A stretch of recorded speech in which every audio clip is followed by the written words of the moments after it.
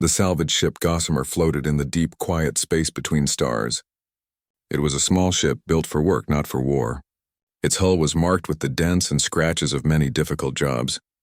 On the bridge, Captain Jin watched the main screen. His face was calm, but his hands were tight on the arm of his chair. The thing on the screen was the reason for their long, lonely trip. It was a ship, but it was dead. Its name, written on the side in old faded letters, was Odyssey. The Odyssey was a human ship, a very old one. It was from a time before humans had joined the Galactic Consensus. It was supposed to be lost forever. Finding it was a big deal. A find like this could make them all very rich. "Anything new, Mira?" Jin asked, his voice low. At her station, Mira shook her head. Her screen showed streams of data about the dead ship. Nothing, no power, no life signs. "It's a ghost, Jin, just like it looks." A voice came through the speaker. It was Tay down in the engine room. "The ship is cold, Captain. No energy readings at all. My guess is its reactor shut down a long, long time ago." "Any signs of what happened to it?"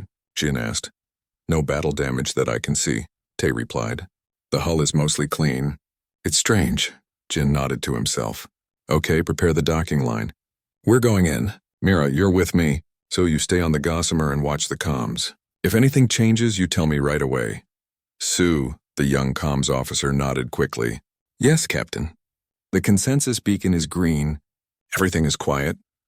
He always looked a little nervous, but today he looked more nervous than usual. A dead ship from the past made everyone feel uneasy. Jin and Mira moved to the airlock. They put on their simple spacesuits. The suits were not for spacewalks, just for going from one ship to another. They were a safety rule. You never knew what you would find on an old ship. The docking tube connected to the Odyssey with a loud clang. The door of the Odyssey hissed open. The air that came out was old and stale. It smelled of dust and metal. They stepped inside. The lights on their helmets cut through the perfect darkness. The corridor was wide and empty. Everything was covered in a fine gray dust. Their boots made the only sound. "This is creepy," Mira whispered. Her voice was loud in the quiet. "Stay focused," Jin said. "We need to find the bridge and the data core. That's where the answers will be." They walked slowly, their lights bouncing off the walls. They passed rooms with open doors.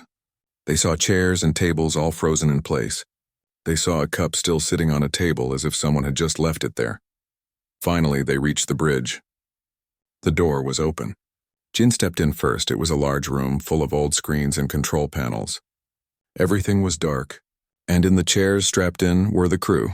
They were not bodies anymore. They were skeletons, still wearing the faded remains of their uniforms. They sat in their chairs, their skulls facing the blank screens. It was clear they had died right there at their posts. Mira let out a small, shocked breath. Stars above. They just died, all at once. Jin felt a cold feeling in his stomach. No panic. No one tried to run. It's like they just stopped. He looked around the silent bridge. What could do that? Mira was already at a console, wiping dust from the screen. She connected a small device from her belt. "I'll try to get some power, just a little, to see the last logs." Her device hummed. A few lights on the console flickered, then glowed with a weak red light. The main screen stayed dark. "Not enough power for the big systems," she said. "But some of the smaller devices might have a little backup left." She moved to another station. This one had a small handheld scanner still sitting in its dock. It was a model she recognized. Ships used them to identify other ships or alien life forms. She picked it up. The screen was dark. She pressed a button on the side, not expecting anything to happen. To her surprise, the screen flickered. A pale green light lit up her face. A single line of text appeared on the dusty glass. "Jin," she said, her voice tight. "You need to see this." Jin walked over and looked at the scanner in her hand. He read the words on the screen. They were simple, but they made no sense. The scanner read, "Unclassified Apex." He stared at it. "What does that mean?" "Apex is a threat level." "But unclassified? And where is the species name?" Mira shook her head, just as confused. "I don't know. It's like it scanned something, identified its threat level as Apex, but had no idea what it was looking at." "It's a contradiction." A crackle came from their suit radios. It was Sue back on the Gossamer. His voice was high and tight with worry. "Captain, we have a problem." "What is it, Sue?" "The consensus beacon. It just went from green to red. We are being hailed. It's a Priority 1 message. Jin and Mira looked at each other. A Priority 1 message was serious. It was usually for wars or big disasters. It was not for a simple salvage job. Copy that, Sue. We are on our way back. Do not answer the hail until I am on the bridge. Understood, Captain. Jin took one last look around the dark bridge at the skeletons of the old crew, at the mystery they represented. Then he looked at the scanner in Mira's hand, still showing its strange message.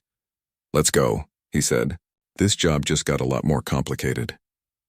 They hurried back through the dusty corridors, the words, unclassified apex, burning in their minds.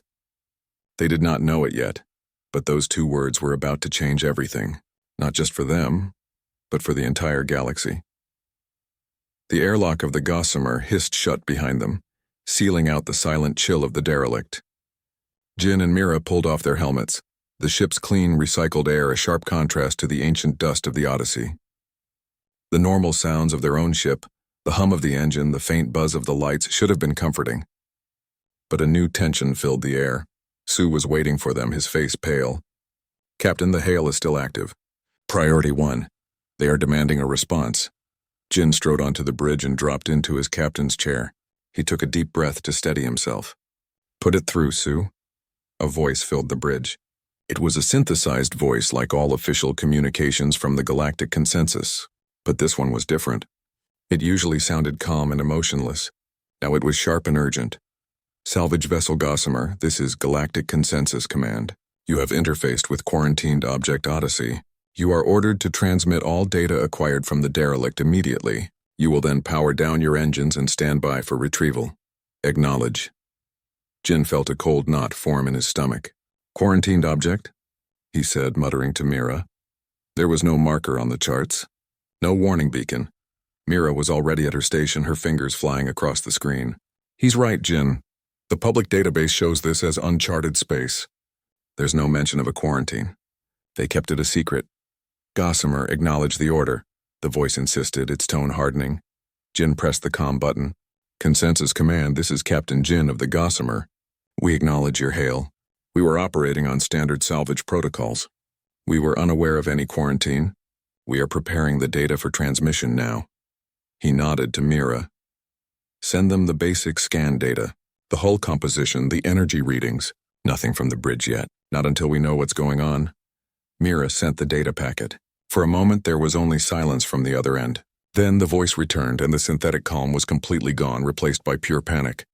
Gossamer, what is this? What did you transmit? The Apex identifier has been flagged. The entire galactic network is overloading.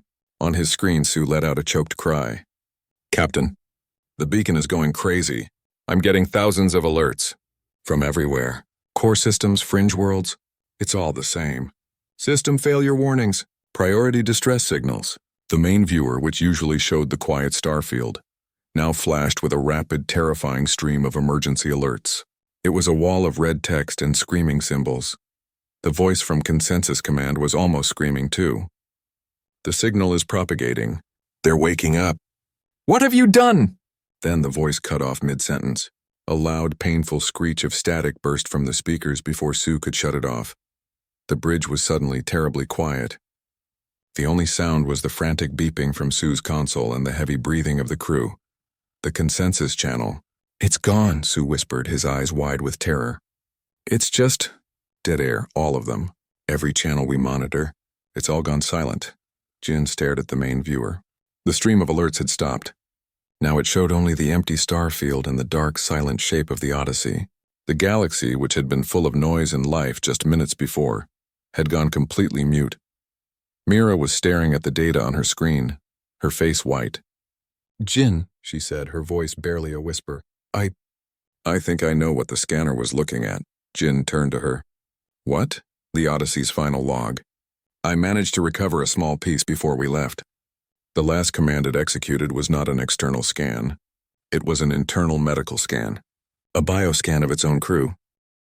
The meaning of her words settled over the bridge like a heavy blanket.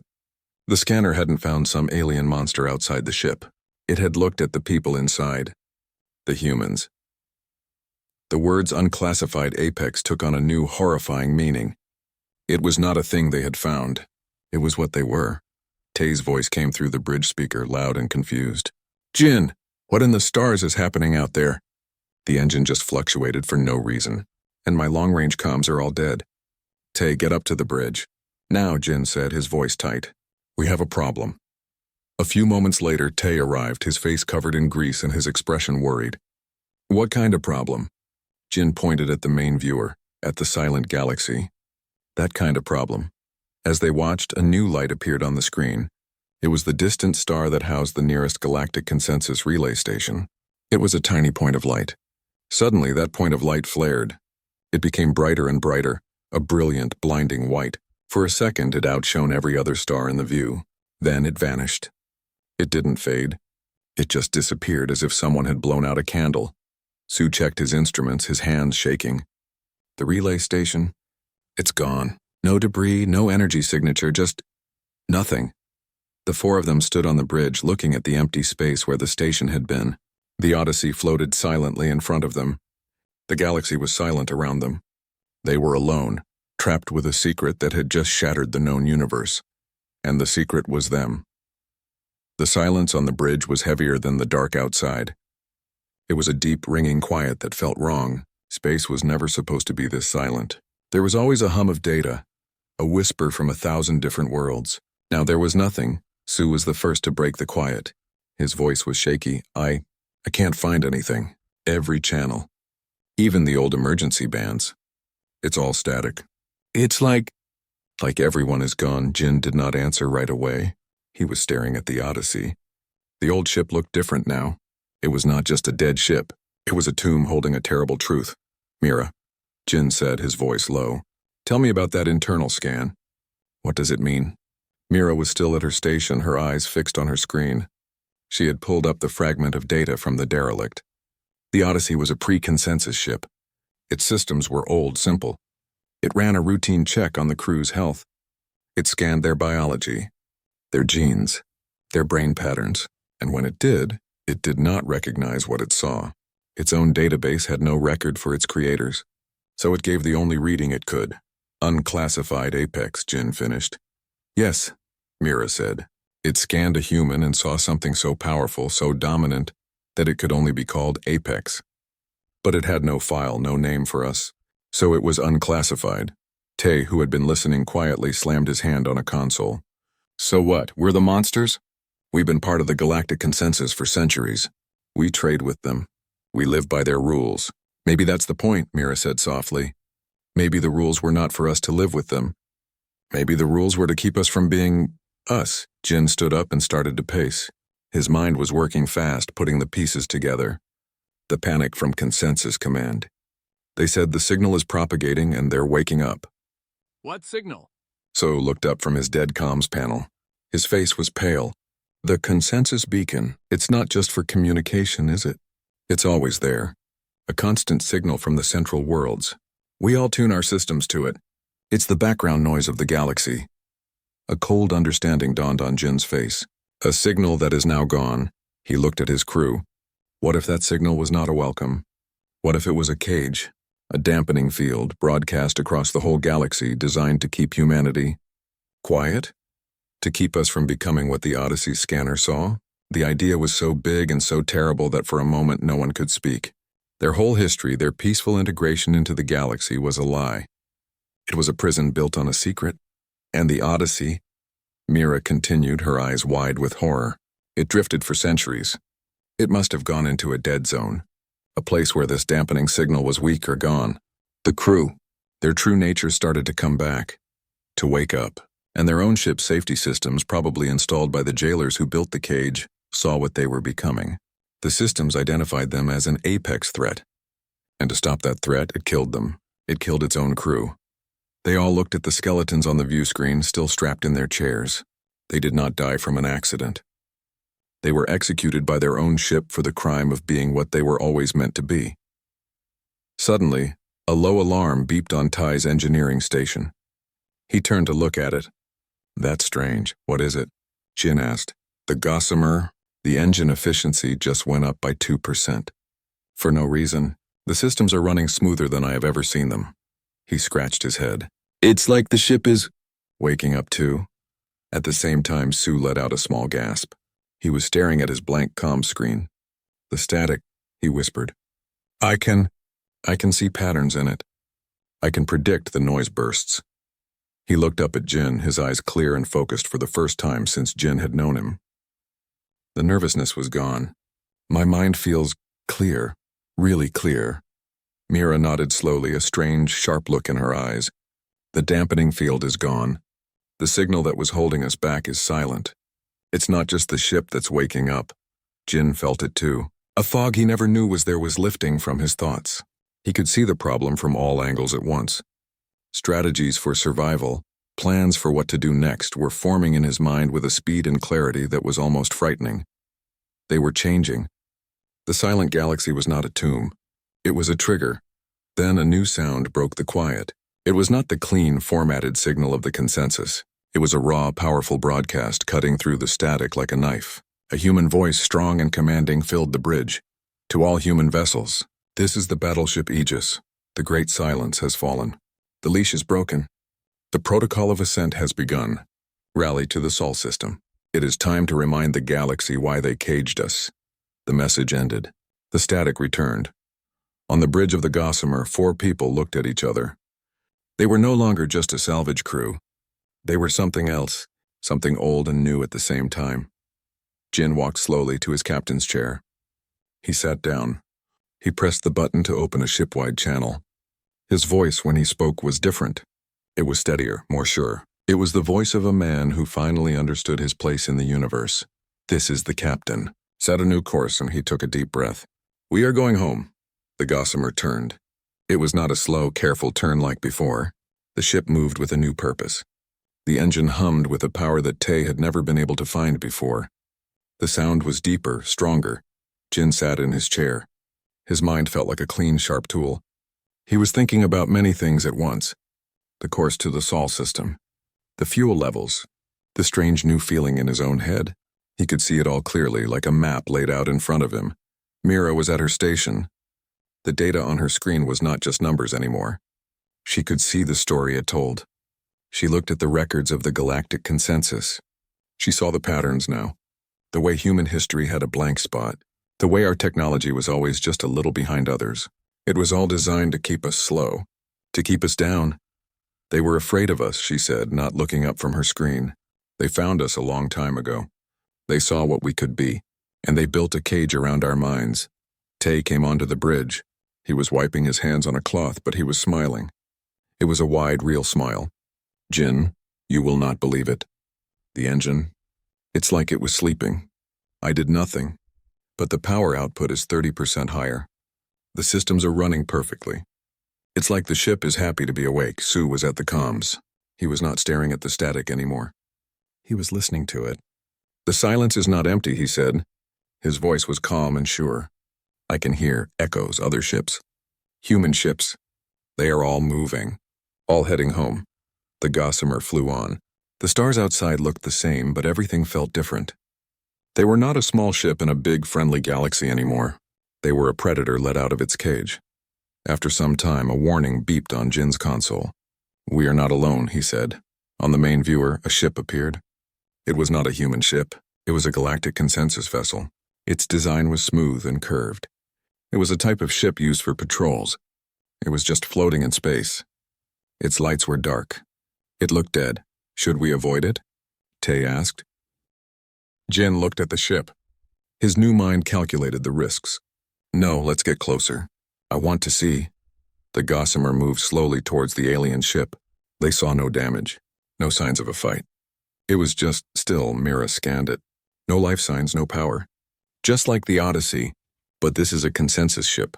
It should be full of energy. Maybe the dampening field was not just for us, Jin said quietly. They moved closer. Then they saw them.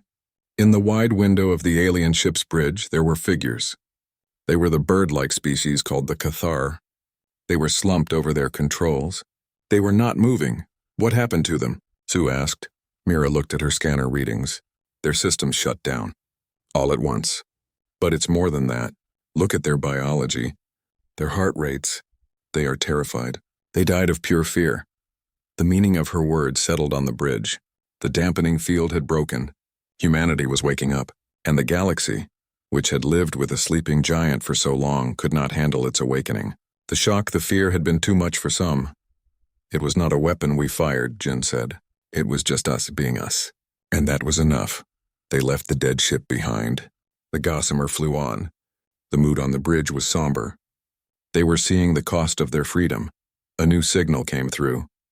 It was the same raw human broadcast as before. "The battleship Aegis, humanity, hear us." The silence was their weapon.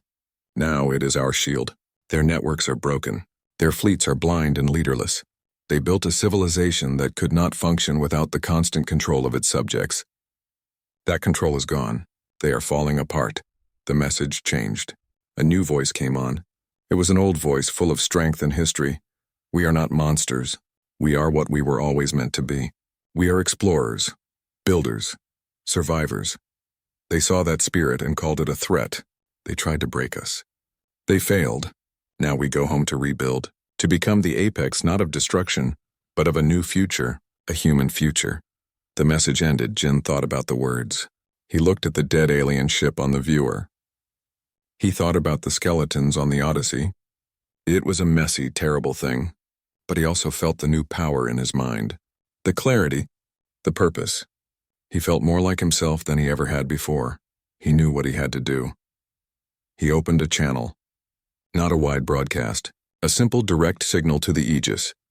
"Battleship Aegis, this is the salvage vessel Gossamer. We hear you. We are awake, and we are coming home." A response came back almost immediately. A simple, strong message. "Welcome home, Gossamer. The journey is just beginning." Jin leaned back in his chair. He looked at his crew. Mira with her sharp, knowing eyes. Tay with his strong, capable hands. Sue with his calm, focused mind. They were a team. They were a family. And they were free.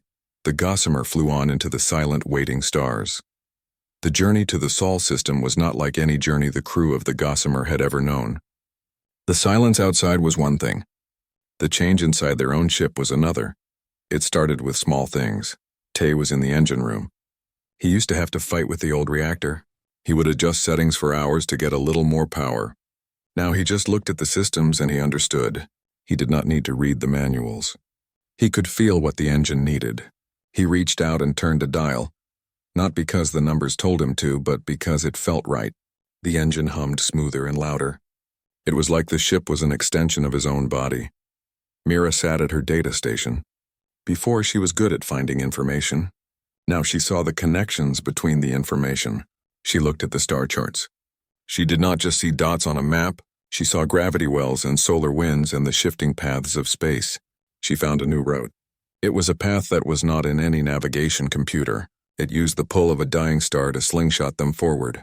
It would cut their travel time by days. Sue, who used to jump at every beep, now sat perfectly still. He listened to the static. His mind, which used to get tangled in worries, was now clear and sharp.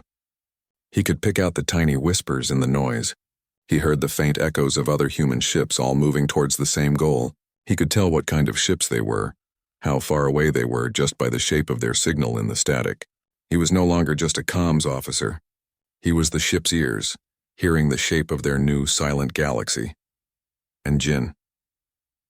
On the bridge, Jin felt the weight of command differently. It was not a heavy weight anymore. It was a natural thing. His mind worked through problems like a lightning storm. He thought about fuel, food, course corrections, and potential threats all at the same time. It was easy. It was like he had been trying to think with a thick blanket over his head his whole life, and someone had finally pulled it off. They were not just smarter or stronger. They were more. They were fully awake. One day, a problem came. An alarm beeped on Tay's panel. It was the life support system. A filter was failing. It was a small part, but a very important one. Without it, the air would slowly get bad. "Captain," Tay said over the comms, "we have a problem with the carbon scrubber. The part is broken. We don't have a spare." Before, this would have been a big crisis. They would have had to find a place to stop, or they would have had to try and build a new part from scraps. Now Jin just thought for a moment. "Mira, pull up the schematics for the scrubber. Tay, meet me in the workshop." In the small workshop, Jin and Tay looked at the broken part on the table. It was a complex piece of shaped metal and crystal. "We can't make this," Tay said, shaking his head. We don't have the tools. Jin picked up the broken pieces. He turned them over in his hands. He looked at the way they fit together. He was not just seeing a machine. He was seeing the flow of air, the chemical reactions, the stress points. We don't need to make the same part, Jin said. His voice was calm. We need to make something that does the same job. He looked around the workshop. His eyes fell on a piece of spare pipe from the water system. He saw an old heat sink from a broken computer. He saw a container of sealing gel. Tay, cut the pipe here, he said, making a mark with his finger, and file the heat sink to a sharp edge. Tay did not question him. He could see the idea forming in his own mind, too. It was like Jin's thoughts were flowing into his. They worked together, their hands moving fast. They were not building a copy. They were building something new. Something better. In 20 minutes, they had a strange-looking device made of pipe and computer parts. They took it to the life support system and installed it. Tay turned the system back on. The machine hummed. The air readings on the monitor stabilized. Then they improved. The new homemade scrubber was working better than the old one ever had. Tay looked at Jin, a slow grin spreading across his face. We built that. Out of junk, Jin nodded. This was what they were. This was the apex. It was not just about fighting. It was about solving, adapting, overcoming. They could look at a problem and see a solution that no one else could see. Back on the bridge, Mira had news. I've been looking at the old consensus records, the ones we could access before the silence. I found something. There were laws against human ships having certain kinds of weapons, laws against us building ships past a certain size, laws against us researching certain technologies. We thought they were for peace. They were not. They were limits. They were there to make sure we could never become a threat. The pieces of the prison were all falling into place. Every rule, every law, every helpful guide from the consensus had been a bar on their cage. The gossamer flew on. The crew was quiet, each lost in their own thoughts. They were thinking about the lives they had lived before, the lives they could have lived if they had been awake from the start. They were not angry. Not exactly. They were focused. They had a purpose now. They were going home. And they were going to help build a future where no human would ever be put to sleep again. The gossamer was getting closer to home. The stars outside began to look more familiar. They were entering the space that human ships used to patrol before they joined the consensus. This was the old frontier. The silence was still there, but now they started to see signs of what the silence had caused. The first sign was a space station. It was a trading post where many species used to meet. It was a big, beautiful structure, shaped like a spinning wheel, or it used to be. As the gossamer approached, they saw that the station was dark. No lights shone from its windows. One side of the wheel was smashed open as if a ship had crashed into it. Small pieces of metal and debris floated around it like a cloud of dust. Scan it, Jin said, his voice quiet. Mira ran the scanners. No life signs. The crash. It looks like it was a Cathar freighter. It lost power and drifted right into the station. There are no emergency beacons. No rescue ships. It seems like everyone just stopped when the silence fell. They saw a small ship not much bigger than their own drifting near the broken station. It was a human ship, an old courier vessel. Its engines were cold. Wait, Sue said, his head tilted. I'm getting a very weak power signal from that ship. It's on backup power. Open a channel, Jin ordered. Sue tried. This is the gossamer to the courier vessel. Can you hear us? Do you need assistance? For a long moment, there was only static. Then, a voice, weak and scratchy, came back. Hear you, Gossamer, is the Starlight Runner. We have survivors. Jin did not hesitate. Tay, prepare the medical bay. Mira, Sue, with me. We're going over. The docking was quick. The airlock of the Starlight Runner opened to a scene of fear. A small group of people huddled in the corridor. They were thin and their eyes were wide. They were the crew. Among them were two other beings. One was a tall, insect-like creature from the Psyche species. The other was a short, furry Takan. They looked just as scared. The captain of the Starlight Runner was a woman named Hana. She stood up when Jin entered. You're the first ship we've seen in days, she said, her voice trembling. What is happening? The galaxy just... Went quiet. Our systems failed. We were stuck here. Jin looked at the alien crew members. What about them? Hana followed his gaze. They were on the station when it was hit. We managed to pull them out before their section lost air. They're just traitors. They didn't do anything wrong. The Sikh's alien took a step forward. It spoke in a clicking voice, translated by a small device on its chest. You're kind. You have done this. The silence is yours. It was not an accusation. It was a statement of pure terror. Mira looked at the scared faces, human and alien. She thought about the dead crew on the Odyssey. She thought about the panicked voice from Consensus Command. She understood their fear. The silence is not a weapon we fired, Mira said, her voice calm but firm. It was a cage that broke. The Galactic Consensus was broadcasting a signal to suppress humanity, to keep us from being what we are. That signal is gone. That is the silence you hear. The Takan traitor shivered.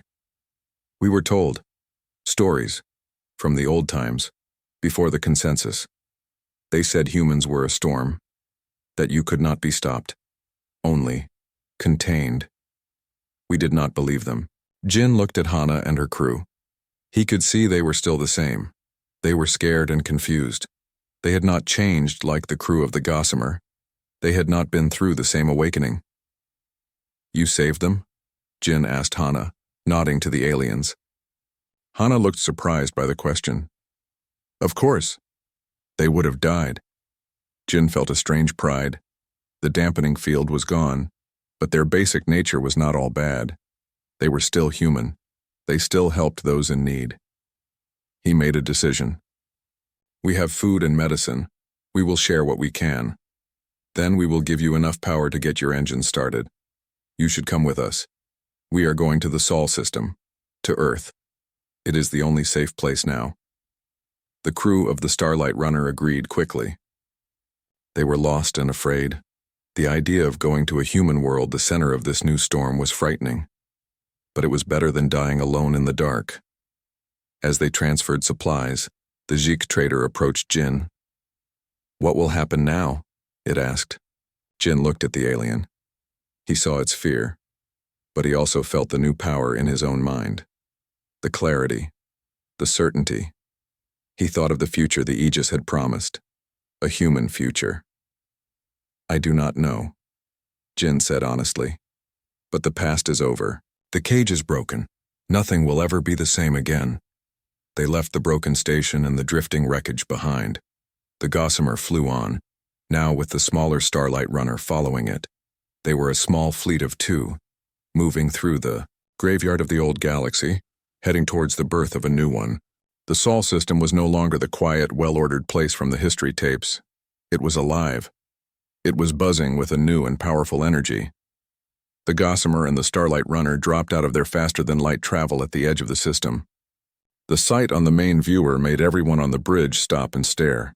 Before, there had been a few space stations around Mars and Earth. They were small, practical things. Now there were thousands of ships. They were of all shapes and sizes. There were old mining vessels like the Gossamer. There were huge colony ships. There were sleek, fast military ships that looked brand new. They moved in a complex, beautiful dance around each other. There was no chaos. It was all perfect, smooth order. And they were building. Around Earth, a giant structure was taking shape. It was a ring of metal and light. It was already bigger than any space station Jin had ever seen. Ships flew around it, adding new parts with incredible speed. The Aegis is hailing us, Sue said. His voice was filled with awe. Put it through, Jin said. The face that appeared on the screen was a human woman. She had sharp eyes and gray hair. She looked strong and calm. Salvage vessel Gossamer, this is Admiral Park of the battleship Aegis. We have been tracking your progress. You have the honor of being the ship that found the key. You woke us up. Jin nodded. We did not know what we were doing, Admiral. Few ever do, Admiral Park said with a small smile. But you did it. And you have brought others home. You have done well. She looked at someone off screen, transmitting docking coordinates and clearance codes. Welcome to the new world. The Gossamer flew towards Earth. As they got closer, the scale of the change became clear. The old cities on Earth were still there, but now new structures reached up from them, towers of shining metal that touched the clouds. In the skies, human ships flew without the old slow patterns of consensus air traffic. They moved like birds, free and fast. They docked at a new space station that orbited Earth. It was not like the cold, dead station they had seen before. This one was full of light and movement. People walked with purpose. Their eyes were clear and focused, just like the crew of the Gossamer. Jin, Mira, Tay, and Sue stepped out of their ship. They stood in the large docking bay and looked around. They saw engineers working on ships, their tools moving with perfect precision. They saw planners looking at star maps, their hands moving to shift the stars themselves on the screens. A young woman with a data pad walked up to them. She smiled. "Captain Jin? The Admiral would like to see you. All of you." She led them through the station. They passed a room where children were learning, but they were not reading simple books. They were solving complex math problems on the walls with their fingers. They were building small machines out of spare parts. They were what all humans were now, awake. They entered a large room with a wide window that looked out on the fleet and the new ring being built. Admiral Park was waiting for them. "You see it now," she said, not as a question. "You see what we are?" "Yes," Jin said. "We do." "For centuries we lived in a dream," the Admiral said. "We thought we were part of a peaceful galaxy. We were wrong. We were pets in a zoo. The consensus was the zookeeper. They fed us, they gave us rules, and they made sure we never remembered we were lions." She turned to look at the stars. The silence was the sound of the zoo's power failing. "The lions are awake, and we will not be put back in a cage." "What happens now?" Mira asked. "Do we fight a war?" Admiral Park shook her head. "War is what the old, sleepy humanity might have done. We are different. We do not need to fight them. Their civilization is broken. It was built on a lie. It cannot function without controlling us. We will let it fall. We will build our own civilization, a true human civilization. We will explore the stars as we were meant to. We will learn. We will grow. We will become stronger than they ever dreamed." She handed Jin a data chip. "This is for you, a new ship, a new mission. The Gossamer was a good ship. It served you well, but you are more now. You need a ship that is more too." Jin took the chip. He felt no pride, no boastfulness. It felt right. It felt natural. They left the Admiral and walked back through the station. They saw their future all around them. It was not a future of conquest and fear. It was a future of building and discovery. They were not monsters. They were humanity, finally whole. They went to the docking bay the Admiral had given them. There, sitting in the bay, was a new ship. It was not like the blocky Gossamer. It was sleek and sharp, like a knife. Its hull was a dark gray. It looked fast and strong. On its side, a name was painted in clean white letters. It was called the Awakening. Jin looked at his crew, at his friends. Mira, the seeker of truth. Tay, the builder. So, the listener. They were all smiling. They were home. "Let's go," Jin said. They walked up the ramp into their new ship. The door closed behind them. In the clean new bridge, Jin sat in the captain's chair. He pressed a button. "Station control, this is Captain Jin of the Awakening. We are ready for departure." A voice came back. "Clearance granted, Awakening. Good luck on your journey." The ship lifted smoothly from the deck. It turned and flew out of the station into the open space. Below them, Earth turned blue and green and alive. Ahead of them, the stars waited. The Awakening flew forward, its engine bright against the dark. The silence of the galaxy was no longer empty. It was full of promise. It was a blank page, and humanity was finally ready to write its own story.